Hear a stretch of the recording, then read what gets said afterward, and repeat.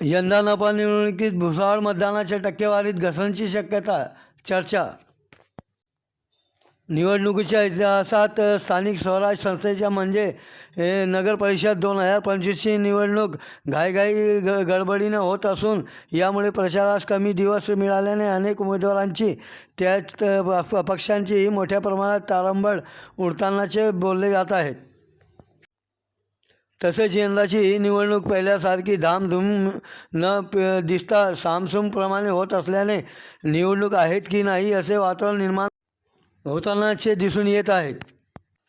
यामुळे उमेदवारांची तारंबळ उडणे साहजिकच आणि त्यात पूर्वीसारखी सभांमध्ये सर्वसामान्य नागरिकांची ही गर्दी मोठ्या प्रमाणात दिसून यायची. पण यंदा नेत्यांच्या सभेत पक्षातील एकत्रित उमेदवार व त्यांचे परिवारातील म्हणा की मोजके कार्यकर्त्यांची उपस्थिती दिसून येत असल्याची ही चर्चा जोर धरू लागली आहे.